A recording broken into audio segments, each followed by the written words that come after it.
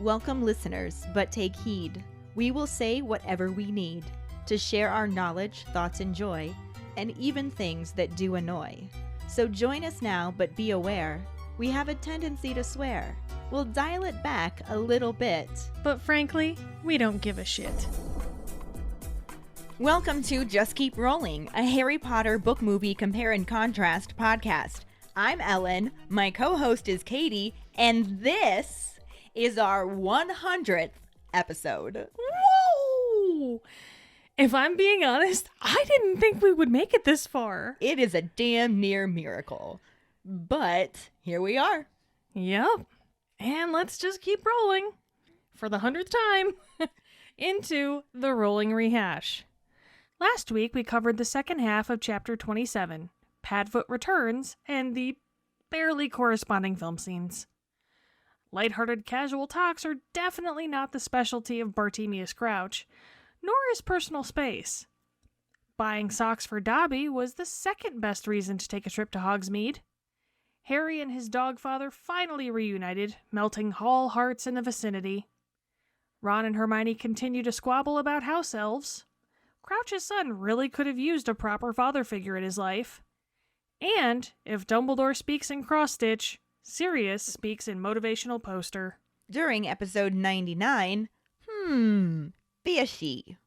Our Potter Pondering was, what do you think about the movie's edition of the tongue flick clue?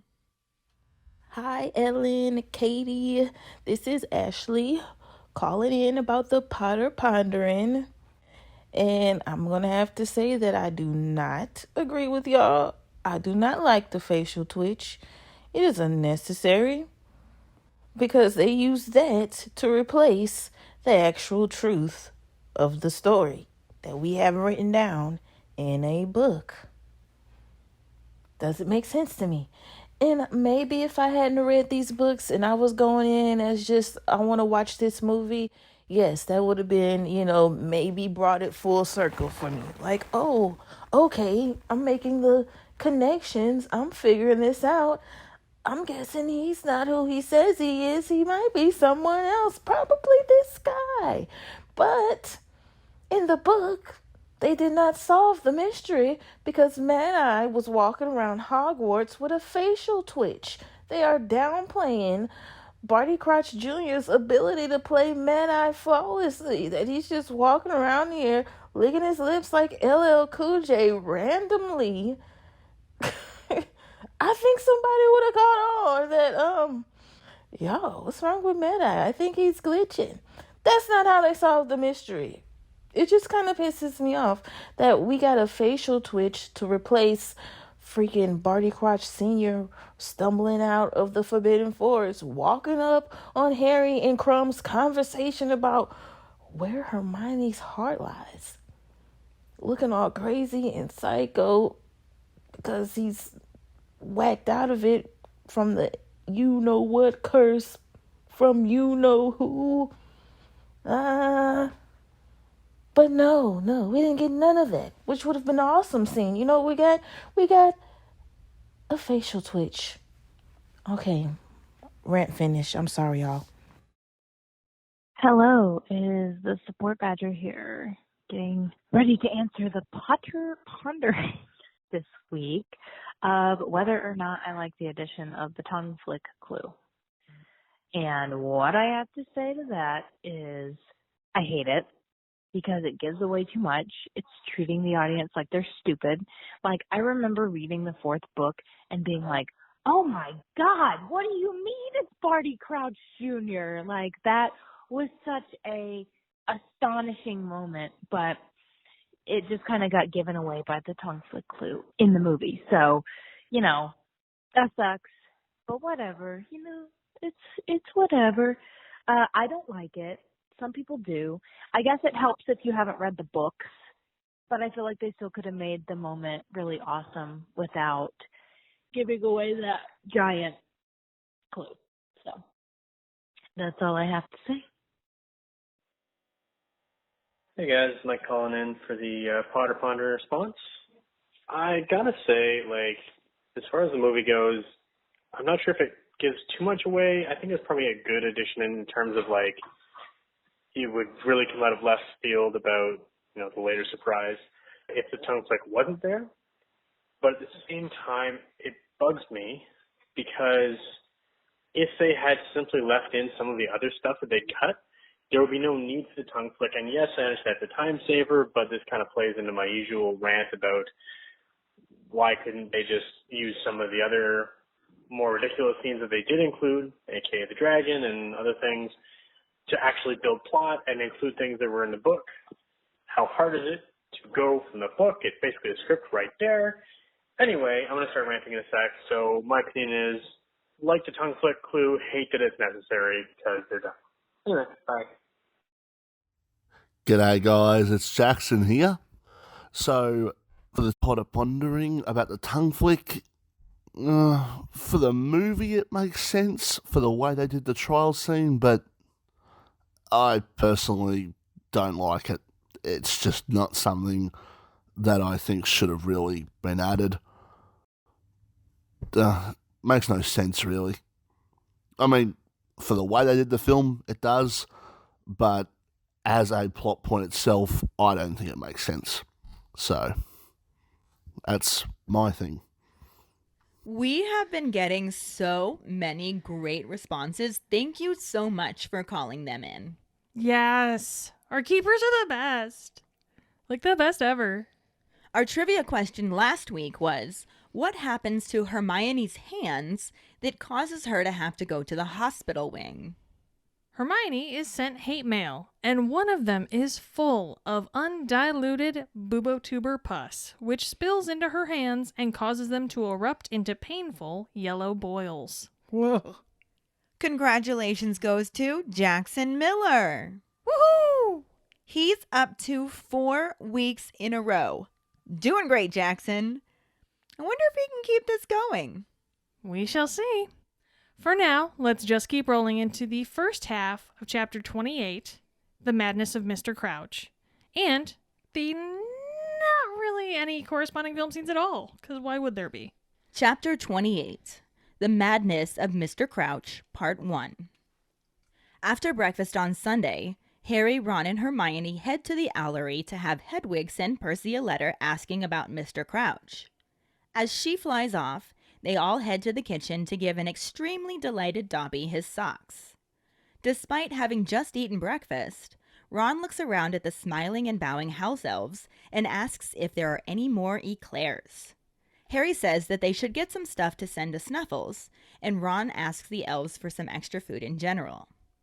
As they hurry off to fetch it, Hermione looks around and asks Dobby where Winky is. Dobby points over by the fireplace, and Hermione sees that she didn't notice her at first because the poor elf is so filthy she isn't immediately distinguishable from the smoke-blackened brick behind her. She's still clutching a bottle of butterbeer and swaying slightly. She gives an enormous hiccup, and Dobby whispers that she's getting through 6 bottles a day, and it's strong for a house elf. The elves that return with the eclairs for Ron give her a disapproving look before returning to work, and Dobby explains that she's pining for Mr. Crouch and wants to go home. This gives Harry an idea, and he tries to ask Winky why Mr. Crouch would have stopped coming to judge the Triwizard Tournament. When she learns that he's thought to be ill, she becomes very concerned and distressed, saying that her master cannot manage all by himself and needs her. Hermione insists that other people can do housework on their own, and Winky starts to explain that she isn't just doing housework, but also keeps a very important secret, and she refuses to tell the trio what it is, telling Harry that he's nosing. Dobby comes to Harry's defense, but through hiccups, Winky continues to say that he is nosing, and she's a good house elf who keeps her silence. She then slumps to the floor, completely passed out, and half a dozen disgusted house elves hurry forward to hide her under a large tablecloth. They apologize for her behavior, and an exasperated Hermione tells the elves that they should be trying to cheer her up instead of covering her up. An elf bows and tells Hermione that house elves have no right to be unhappy when there's work to be done.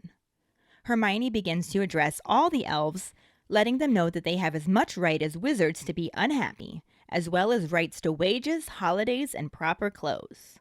She uses Dobby as an example, but it just makes him look scared as he mumbles for Hermione to please keep him out of this.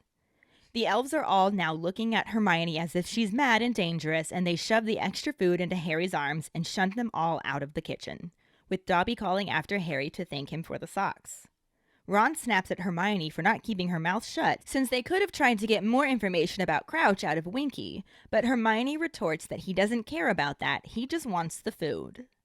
They are irritable the rest of the day, so Harry decides to take the food to the owlery on his own. He watches as Pigwidgeon and 2 other owls fly off, looking extremely odd, carrying the large package of food between them. And he looks over the grounds where Hagrid is enthusiastically digging in the dirt around his cabin. Madame Maxime approaches Hagrid and attempts to speak to him, but he doesn't really engage in conversation and she leaves.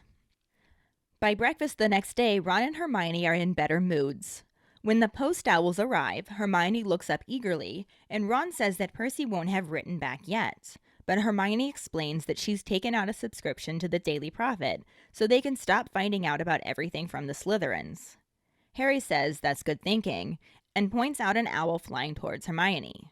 It's not carrying a newspaper, and is closely followed by several more owls, all delivering nasty letters to her because of the article that Skeeter wrote.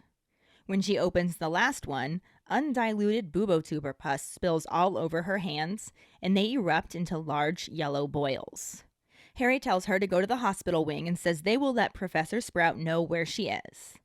She doesn't make it to herbology at all, and as Ron and Harry head to Hagrid's for Care of Magical Creatures class, Pansy calls to Harry to see if he and his girlfriend split up since Hermione was so upset at breakfast.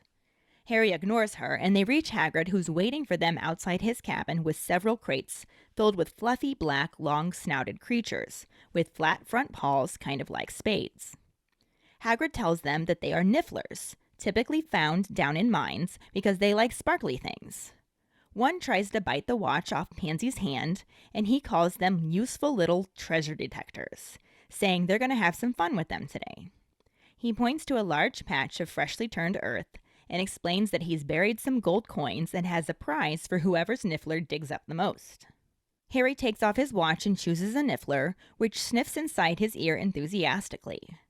Hagrid notices the spare niffler and realizes that Hermione is missing. Not wanting the Slytherins to know what happened, they tell Hagrid that she's in the hospital wing, but that they'll explain later.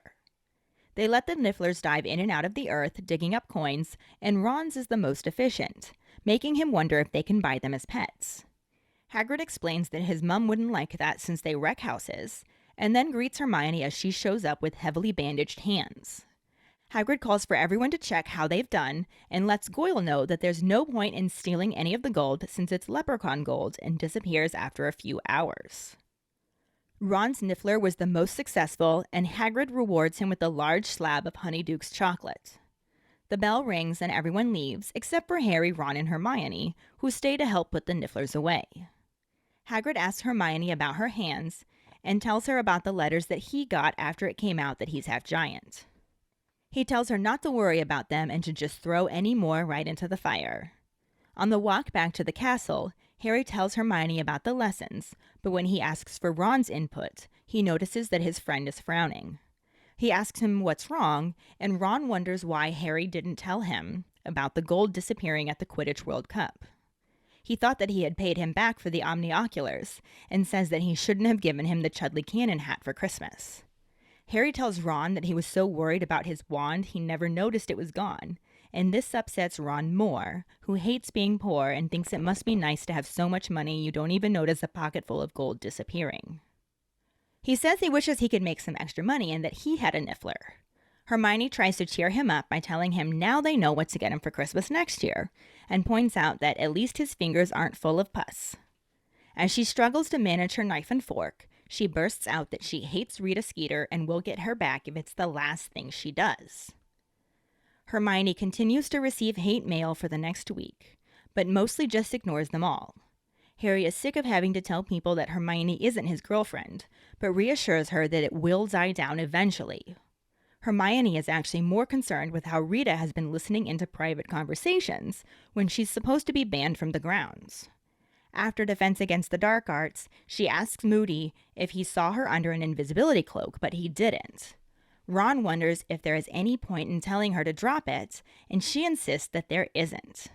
Harry wonders if she had her bugged, and then has to explain hidden microphones and recording equipment to Ron, before Hermione interrupts to point out that they wouldn't work at Hogwarts anyway because of all the magic. She's sure that Rita is using magic to eavesdrop and wants to know how, figuring that if it's illegal, she'll have her. Ron refuses to help, and she snaps that she wasn't asking him to, before marching off on her own, likely to the library. Since there are no corresponding film scenes, we're just going to dive right into discussing this half of the book chapter. Yeah, so the book chapter starts out with Harry, Ron, and Hermione going to the Owlery on Sunday after breakfast because they want to send that letter to Percy to ask after Mr. Crouch, like Sirius suggested, even though Ron's like, this isn't going to go over well. What, is Percy uptight and secretive and not prone to just giving out information? And completely obsessed with his boss? I mean, that too. Is he not all of those things? Is he all of those things wrapped into one little anxiety-ridden burrito? Why, yes, he is. He is indeed. But they watch Hedwig fly off with the letter, and they then head down to the kitchen to give Dobby his new socks. And I really wish we could have seen this. I know. Dobby does love his socks. He loves his socks. They're also warmly welcomed by all of the house elves, who are just like bowing and delighted to see them. But it's still not as adorable as Dobby crying tears of joy. Well, he got socks. He got so many cool socks. He's so happy with his socks. And he says that Harry Potter is too good to him. Aww. And Harry's like, well, you saved my life with the gillyweed, even though I asked you never to do that again. Right? You did. Mm-hmm. And I love you for it, so here's socks. Yep. And even the last time you tried to save my life and almost failed epically, your heart was in the right place. Dobby's heart is always in the right place. Exactly. Dobby. Ron asks if there are any more eclairs before Hermione chastises him because he just had breakfast. He is Ron. I am Ron. Yeah. It's a thing. It's a thing. Mm-hmm. But she barely even gets the chance to be like, dude, you already ate. The house elves are like, oh, of course, I can bring you food. This also gives Harry the idea to ask for some other extra food that they can send to Snuffles. That's so nice that he thinks of him. Yeah. So Ron asks the elves if they can get any other extra food, and they just like delightedly bow and rush off to get food. And Hermione doesn't really like this, but she's too busy looking around trying to find Winky. Yeah, where is Winky? Dobby's ears droop slightly when he points to where she's sitting by the fire on the same stool that she was before. So filthy, she just completely blends in with the soot-covered brick behind her. Ew, baby needs some self-care. Poor Winky. Mm-hmm. She's holding a bottle of butterbeer, Sure. hiccuping and swaying in her seat. And Dobby says that she's going through 6 bottles a day now. What a lush. Well, Harry's just like, but that stuff's not strong, is it? And Dobby's like, 'tis strong for a house elf. Which, fun story, was one of our trivia questions in the Jeopardy round for the trivia that we led. It was. The answer was, 'tis strong to a house elf. And everybody had to say, what is butterbeer? Yep. Fun times. Fun times. We tried to record that for you, and I fucked up recording it. So sorry you don't get to hear it. At some point, we'll just record all of the questions and release it as a bonus episode. Big good times. But anyway, some of the other elves are frowning at her behavior, and then they go back to work and just ignore her. And Dobby explains that she's pining to go back to Mr. Crouch, and she refuses to admit that Dumbledore is her master now. Winky has no master. Oh, wait, that makes her sad, though. That doesn't work for Winky. No, but Dumbledore is her master. Yeah. So I know, it's just the parallels between Winky and Dobby are Yeah. it's so interesting to me. But all of this talk about Winky missing Mr. Crouch gives Harry an idea, and he goes over to her and wants to know if she has any idea what he's been up to these days, because he stopped coming to judge the Quad Wizard tournament. This is very concerning to Winky, who's like, he's not coming? And then she becomes overwrought when she realizes that her former master / mentally still her real master could be ill. And she says that he is needing his Winky And I'm not saying that to be funny. That's literally how it's worded in the book. I want to know how J.K. Rowling kept a straight face while writing some of this stuff. Maybe I need to know if Winky is also a dick term in British speak. I mean, it just sounds so dirty, whether or not it's a dick term, though. Master is needing his Winky. Master is needing his Winky. He's needing his Winky. It does mean dick in the UK. It's a child's word for penis, so yes, it's Okay, even then. worse. I mean, I'm saying. Maybe she liked to bury things in there like that. What? Are you implying that that's how she got a whole generation of adults into her books as well, by just peppering in Dick jokes? dick jokes? It's entirely possible. I mean, it worked for me, so. Here we are talking Yeah. about needing a Winky, so...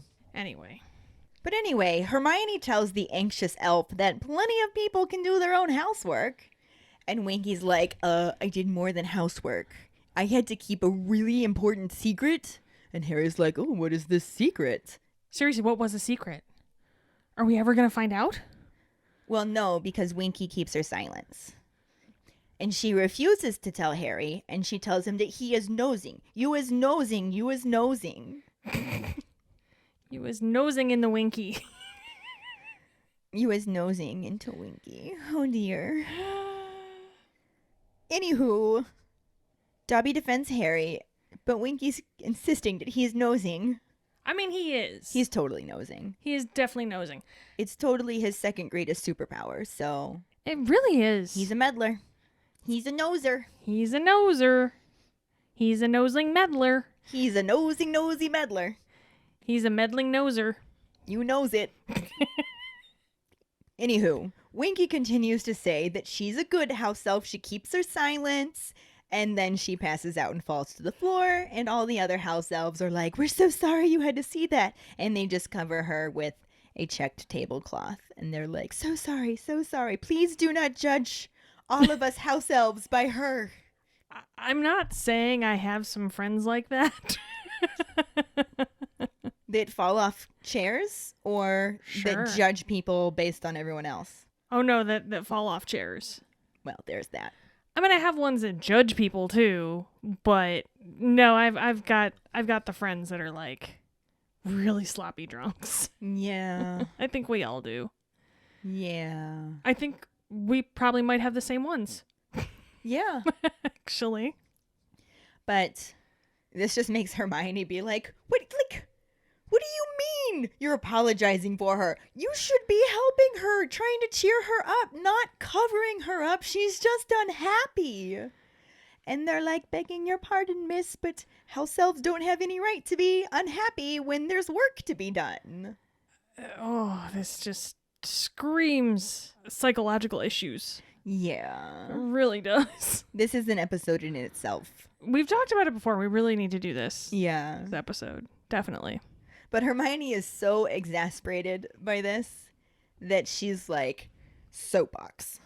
Listen up here, you elves. You have every right to be as unhappy as a wizard.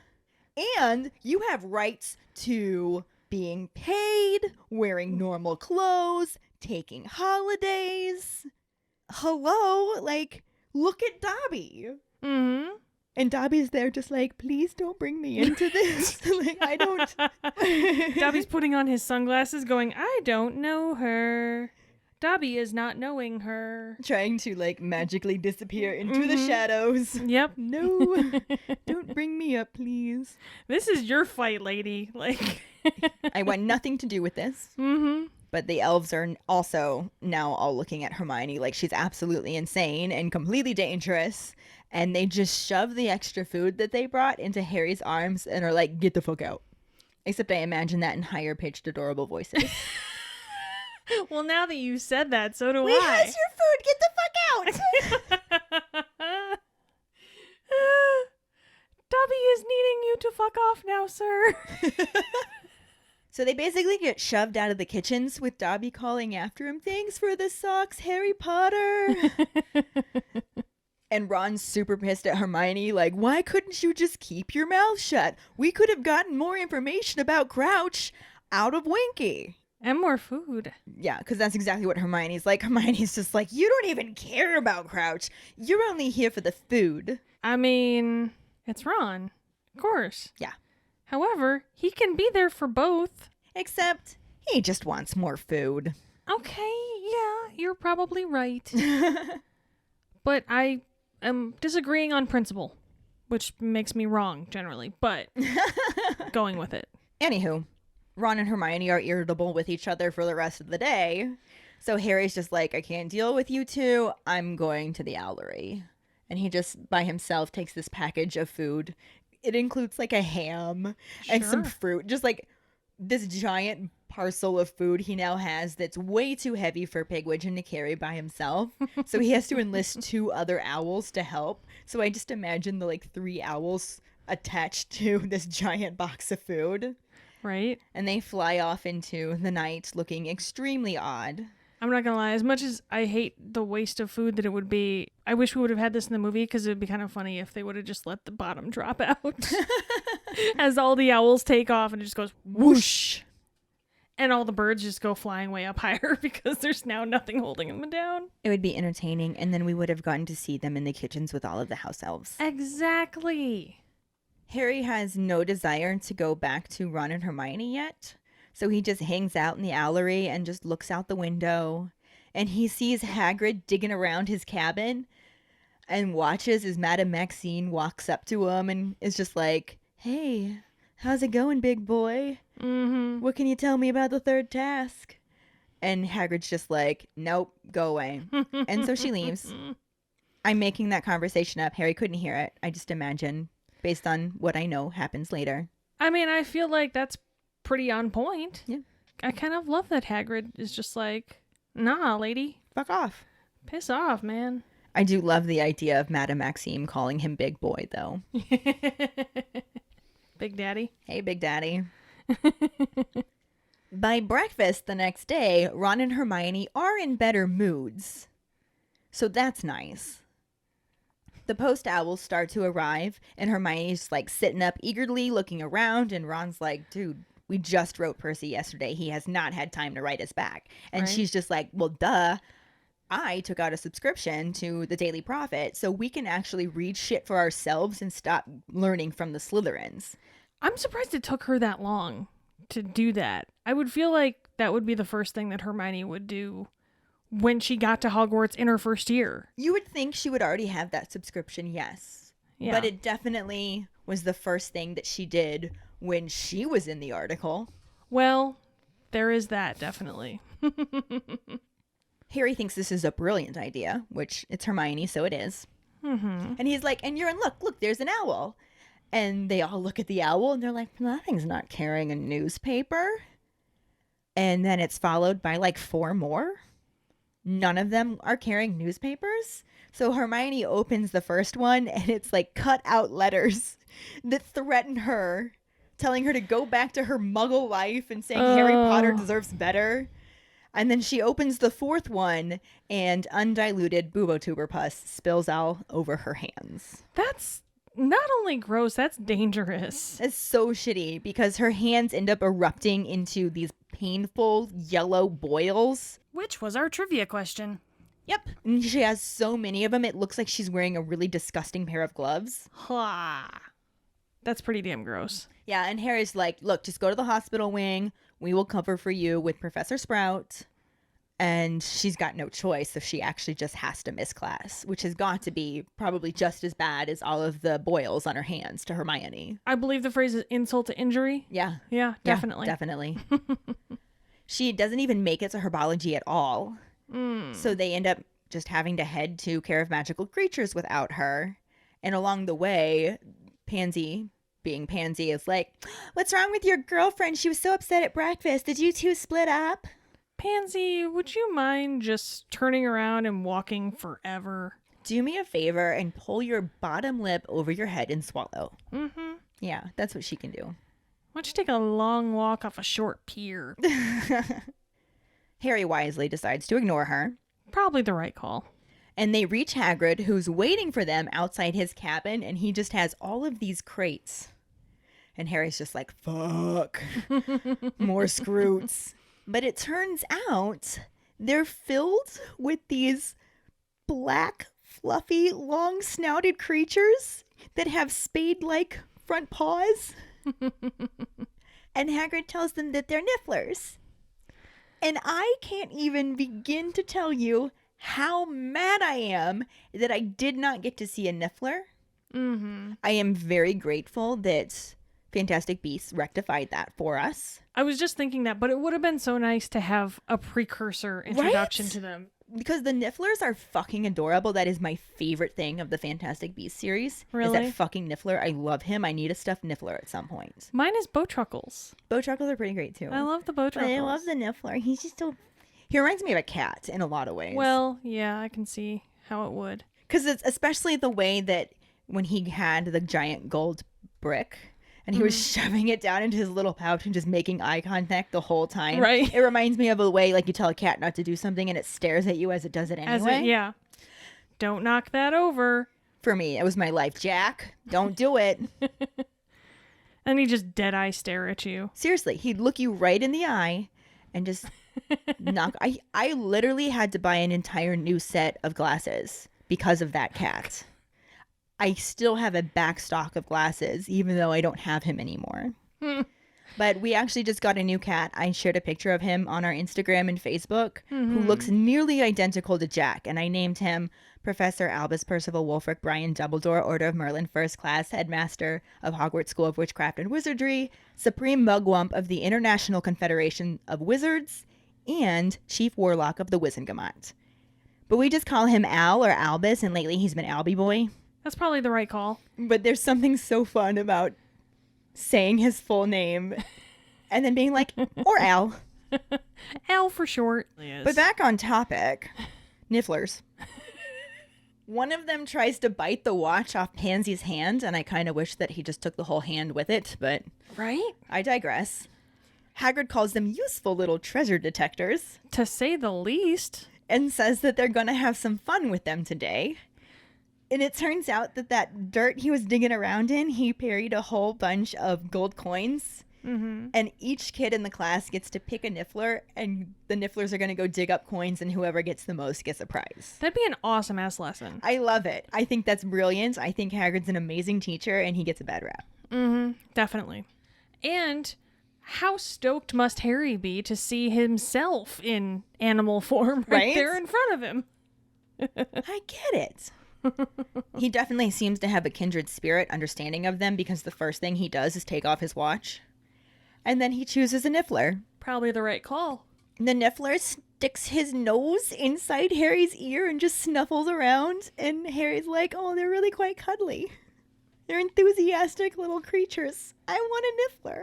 I am a niffler. I'm not. Harry is. Well, he is. It's true. Facts. Hagrid notices the spare niffler and realizes that Hermione's not there. It's like, where is she? And Harry and Ron are both like, she's in the hospital wing, but we'll tell you why later, because they don't want the Slytherins to know how much that stupid article actually caused problems. Yeah. Fake it till you make it. Right? That whole thing. Yep.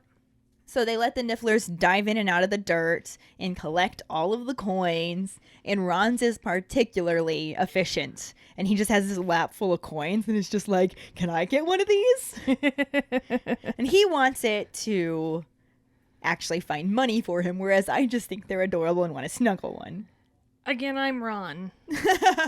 Find me money. Yes. Get me money. I'd like let it loose on my couch cushions. Like, seek out all my change, Niffler. Right? You know what? I have a set of car keys that I've been missing for like 6 months. I would totally set it to find my car keys. Oh, yeah. Definitely. Although, as Hagrid points out, it would also destroy your house. You know what? Trying to find anything shiny and sparkly it can. Have you seen my house? I don't think anyone would notice. The conversation shifts a little bit because at this point Hermione shows up and her hands are just like heavily bandaged. Aw. You'd think it would actually have been better for her to go to herbology because Sprout would have known maybe what to do about the boobotuberculosis. I'm sure she would have known, but she would have just sent her to the that's nurse true. anyway. That's true. Never mind. This is better. Yeah, I've had to have it before where I've just had like part of my hand in a big bandage, and it's been impossible to do anything without just looking like a moron. Yeah. So imagine both hands all bandaged up like that. That would suck so bad. It sounds awful. And Hagrid is smart enough to not call attention to it. Mm-hmm. And he says hi to her, but then he immediately tells the rest of the class to count and see how many gold coins you have. And then he looks at Goyle and he's just like, and don't bother stealing any. It's leprechaun gold. It's going to disappear soon anyway. And Goyle, like, sadly empties his pockets because he was totally trying to steal the gold. Well, of course. Wait, leprechaun gold disappears? Apparently. Oh. But it turns out that Ron's Niffler was, in fact, the most successful, and Hagrid gives him a large chocolate bar from Honeydukes as his prize. Nice. And they name the Niffler Harry. Yes. The bell rings and everyone just leaves. Yeah, like you do. Except for Harry, Ron, and Hermione, who stay to help put the Nifflers away. And I imagine that was just Harry and Ron helping, and Hermione just had to watch, because what's she going to do with her bandaged hands? Very true. Hagrid asks Hermione about her hands, and she explains about the letters. And Hagrid's just like, don't even worry about that. I got a whole bunch about being half giant, and just ignore them. Throw them in the fire if you get any more. Aw, Hagrid's so sweet. I know. It's good advice. Mm-hmm. When the trio head back to the castle, Harry's telling Hermione about the lesson, and he's just like, Nifflers are awesome, aren't they, Ron? And Ron's just like staring at his chocolate bar that, of course, he's already eating. Well, of course, yeah. Even though they're headed to dinner. And Harry's like, what's wrong? Is it the wrong flavor? And Chocolate is never the wrong flavor, No, first right? off, Harry. although I feel like in the wizarding world, there may be some odd chocolate flavors. Well, that's true. But Ron's like, no, why didn't you tell me about the gold disappearing at the Quidditch World Cup? He's like, I thought that I paid you back for the Omnioculars. And you had said that I wasn't going to get a Christmas present, but then I paid you back, so you got me a Christmas present, but the gold disappeared, so you should not have gotten me that Chudley Cannon hat for Christmas. So things just got awkward. Right? Poor Ron and his no money. Yeah. And Harry's just like, well, I was so worried about my wand, I didn't even notice. Mm-hmm. There was a lot going on that evening, to be fair. There was a lot, and you'd think this might make Ron feel better, but instead he's just like, must be nice to have so much money that you don't even notice a pocket full of gold going missing. This makes me sad because Ron looks at it the entirely wrong way, which I get because it's a lot different when you have no money and you see other people being cavalier about money. Mm-hmm. I myself, not rich by any means. However, if my best friend gave me money for something that she thought she was paying me back and it disappeared, I might notice, but I'm not going to bring it up to her. Right. Because that's not what it's all about. Not at all. Harry didn't even expect Ron to pay him back to begin with. Mm-hmm. He also was always going to get him a Christmas present. This is like when I would tell my parents when I was a child, like, oh, Mom, if I can have this money to get this, then I don't need a Christmas gift. We'll call this my Christmas gift. This will be my Christmas gift, Mom. Mom, it's my Christmas gift. And my mom would be like, all right, but you're not getting a Christmas gift. And lo and behold, there's a tree full of Christmas gifts come December. I get that. You make these deals. Mm-hmm. And it never applies. It never does. Harry was always going to get Ron that Christmas present. Yeah. But Ron doesn't really care. He's bummed. And he's like, I wish that I could make some extra money. I wish I had a Niffler. Like he said, he wants a Niffler to find him gold. He has Harry. I don't think he's the right kind of Niffler. He finds snitches. But anyway, Hermione's trying to cheer Ron up and says, well, now we know what to get you for Christmas next year. Besides, at least your fingers aren't fucking full of pus. I mean, there's that, definitely. And at this point, they are at dinner, and she's, like, trying to cut her food in her bandaged hands. And just, at that point, I just throw down the silverware and just faceplant into my plate. I mean, couldn't she, like, Wingardium Leviosa her fork? But that would involve having to hold a wand. I still like the idea of her just face first into her plate. I think that's a hilarious mental image, but not the type of fodder you want to give the Slytherins. Just saying. No, but it's still my mental image. But she's struggling and is just like, I fucking hate Rita Garbage Skeeter. And I will get her back if it is the last thing that I do. And that's a dangerous phrase coming from Hermione because you know bitch will do it. And she does. We'll talk about that more later. Mm-hmm. She continues to receive hate mail for like the next week. So that's cool. But this time she mostly just ignores it. There's an occasional howler that she can't do anything about. They just sort of explode and she gets screamed at in front of everybody. That's fun that people take the time out of their day to yell at a 15-year-old. Is fun the word we should use for that? Not at all. Not at all. Unless you're using it in a sarcastic way like I was. Yes. Like, do you really not have anything better to do Get that you a need to fucking life. Honest to God. That's even worse than people leaving shitty comments in comment sections, because that doesn't take as much effort as one might want to think. But sending, like, cutting out all those letters out of magazines, that ain't easy. Because you gotta find the right letters. Like I said, get a fucking life. Ugh. Harry's getting sick of having to tell people that Hermione is not my girlfriend. She was never my girlfriend. We're just friends. Stop. Fucking Rita Skeeter. Rita Garbage Skeeter. But he also is well aware that it's going to eventually die down and tries to reassure Hermione of that too. Although in truth, Hermione is actually just more concerned with about how Rita Garbage Skeeter has been listening in on conversations when she's supposed to be banned from the school grounds. Right? How does she know all this stuff? Right? Even with the Slytherins, like, feeding her info or something. They have to give it to her somehow. Yeah.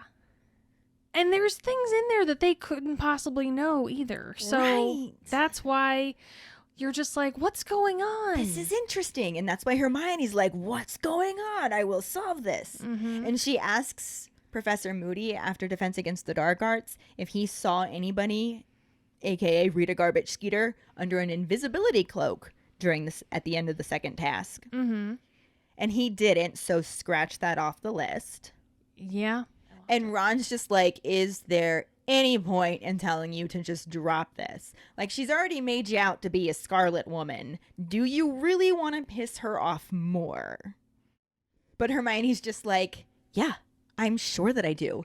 There is no point in telling me to forget it. I'ma solve this. Bitch is going down. Garbage is going down. Is there ever a point in telling Hermione to stop? No, not Anything? really. No, just never. That's what we love about her. It's her tenacity. That's why I'm her, if we're being honest. There's that too. One of the reasons. My extraness is up there as well. But anyway, Harry's like, maybe she had you bugged. Ooh. And Ron is like, bugged? Like, covered her in insects? Like, what? And so Harry's trying to explain, like, hidden microphones and cameras and recording equipment. Mm-hmm. And Ron's like, wow, yeah, maybe that's what she's doing. And Hermione's just like, will you ever read Hogwarts A History? Those kind of things will not work around Hogwarts because all of the magic makes that shit break. And you'd know this if you read the book. But why would they bother to read it when they could just ask her? Fair enough. I mean, I'm sure that's exactly what they're thinking. why go to the library when Google's right at my fingertips? But Hermione is positive that Rita is using magic to eavesdrop. Mm-hmm. And she wants to know how, because if she's doing something illegal, garbage is going down, Yeah, basically. for sure. And Ron refuses to help her do any of this research. And Hermione's just like, I wasn't fucking asking you to. So just leave me alone. Bye. Boy, bye. And she just marches off, probably to go to the library. I mean, I feel like he would really only just hinder her. Anyway. It's probably, yeah. Not on purpose, just... It's Ron. Yeah. Every time you say it's Ron, I just think you're saying, it's you. That's what I hear in my head. It's you. Ron and you. Synonymous. You, Hermione. Surnaminer. Sure. Phenomena. Phenomena. Do do do do do. Do do do do do do do do do do. Anywho, this is actually the end of this section. We're gonna cut it off here. Sounds good. Considering there were no movie scenes. There really weren't. So that None. means there's no actors. No actors. No plot development. No Rita Skeeter. No anything. No Nifflers. No Nifflers. No Winky. No Winky. And Master is needing his Winky. Master is needing his Winky. And Harry's Wheezy is needing his Niffler. Exactly. So let's just roll right into our Potter Pondering. Sounds good to me. So obviously, I'm really upset about not getting to see any Nifflers in this film. What magical creatures do you really wish you could have seen that were left out of the movies? Or which ones were included, though differently than you imagined? Or for that matter, which ones were included but absolutely perfect? And as pondered by our patron Quincy, do house elves have the same emotional structure as humans? I mean, they obviously don't get mad over working for free, as Dobby was only really upset about the abuse, and most witches and wizards don't abuse their house elves. Yeah. Interesting thought. Mm-hmm. Find the post on our Facebook page and share your thoughts, or call us at 216-526-6792 and leave your response as a voicemail. Make sure you start off telling us your name and then go into your answer. And, as always, you could record it and email it to us as well at justkeeprolling@gmail.com. We really look forward to reading and hearing them. And this will bring us to our Sorting Hat story, which is from our newest patron, Ashley. Yay! She writes, I'm Ashley, no E, a witty 30-plus Ravenclaw. I'm also a healer/muggle nurse. My wand is pine wood with unicorn hair core, 10 3/4 inches with rigid flexibility. My Patronus is a thestral, which I guess fits because I'm kind of spooky. I got into Harry Potter in 7th grade. My aunt was my physical science teacher for a short while and gave me the book because I've always been an avid reader, with her teaching me at 4 years old. She didn't even say much, just, I know you'll like this one. Little did she know I'd become obsessed. When I received Sorcerer's Stone, the 2nd and 3rd books were already out, and I quickly snatched them from the library and read through them in a few days. My aunt and I were always close, though not physically, due to me being an army brat, but Harry Potter held us tightly together over the phone and in between visits until she passed away in my sophomore year of high school. Then it was just the wizarding world holding me together. Every time I needed to escape reality, I found myself in the books, which have always helped to sate my depression. I've been at every midnight book release starting with Goblet of Fire with my mom and ending with Deathly Hallows with my newborn son. I even lost a job at my local movie theater for losing it on a coworker who spoiled Half-Blood Prince for me when I was reading it on my break. Looking back, I would have read it in the car, but I'm not taking back the choice words I gave that dude. I read the rest of the book just waiting for my favorite professor to be murdered. I've never had any true friends who also loved Harry Potter, so I get my fix from rereading and rewatching the films, and many Facebook groups which I found your podcast recommended in a comment. Now you guys and your keepers are my new Harry Potter buddies. Let's not talk about how long or how many responsibilities were neglected catching up on over 100 podcast episodes while reading the corresponding chapters in between. Let's just keep rolling. Love you guys and thanks for making this podcast. We love you too. Thanks so much for sharing your fantastic Sorting Hat story with us, Ashley. Yes, thank you. And we are so glad to have you as a keeper and a patron. Yay! And if any of you other keepers out there listening would like us to read your Sorting Hat story on a future episode, you can email it to us at justkeeprolling@gmail.com. Let us know your house, wand, Patronus, how you got into Harry Potter, and anything else you might want to share with us. Or you can message it to us over social media, which is how Ashley sent us hers. Mm-hmm. This week's trivia question is, What time does McGonagall tell Harry he has to go down to the Quidditch pitch to learn about the third task? The first person who responds with a correct answer and the code word #FinalTask will get a sticker. Another way to get a sticker is to rate and review us through iTunes or Facebook. Make sure to email us at justkeeprolling@gmail.com to let us know you did, and we'll get back to you to figure out which sticker you want and where to send it. Don't forget to find us and follow us on Facebook at JKR Podcast and Twitter and Instagram at Just Keep Rolling. Following us on Podbean at justkeeprolling.podbean.com will get you the episode as early as possible and give you a leg up in answering the trivia question. Make sure to check out our website at justkeeprolling.com, and don't forget to subscribe to our YouTube channel. If you would like to help us continue creating more content, you can support us as a patron and get extra perks on patreon.com/justkeeprolling. As always, any support you can give is greatly appreciated. But speaking of patrons, we just want to take a moment to talk about how amazing ours are. Seriously, if any of you keepers do decide to join the patron family, it is genuinely that. You won't find a more accepting, supporting, and amazing group of people anywhere. And on top of all of that, if that wasn't enough, honestly, Sara organized everyone to make a video for us congratulating us on our 100 episodes.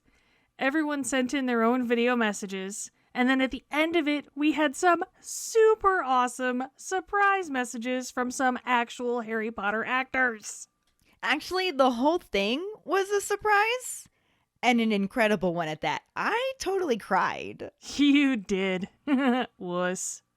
I'm actually getting a little choked up just thinking about it again because it was amazing. It really was. It really was. It was very, very touching that they went to all that trouble. And these are some of my best friends. And it's just crazy that they love us so much. And all because I bullied you into doing a Harry Potter podcast with me. Who could have seen this? Honestly. Yeah. And now we've made it to 100 episodes with more to come. Mm-hmm. It's been awesome. And it's going to keep being awesome because I love you, Kayde, and I love all of our patrons, and I love all of our keepers, and I love the Harry Potter actors that made messages for us. Oh my god, I love all those things too. But like the one about me is about you. I love you and our patrons and our listeners and our keepers and all the amazing actors that did amazing videos for us because they were amazing. Did I mention amazing? Because they were. They were amazing. And it was awesome. It was so cool. We are actually going to post the video on Facebook. So sometime on Friday, I will get that posted up there for you so you guys can watch the video yourself. You can see our awesome patrons, and you can see the Harry Potter actors that we got messages from because it was really freaking cool. It was so freaking cool. Honest to Merlin. So thank you so much for organizing that for us, Sara. It was amazing. You are amazing. And to all of our patrons that sent in videos and helped, you guys are the best. You really are. We love you. Mwah. And we hope that all of our keepers enjoy watching it as well. Mm-hmm. I mean, how could they not? True story. And join us next week when we talk about the second half of Chapter 28, the madness of Mr. Crouch, and the kind of, sort of, not really corresponding film scene. Thanks for listening. We hope you hear us again. I'm Kayde. I'm Ellen. Until the next time, Just keep rolling.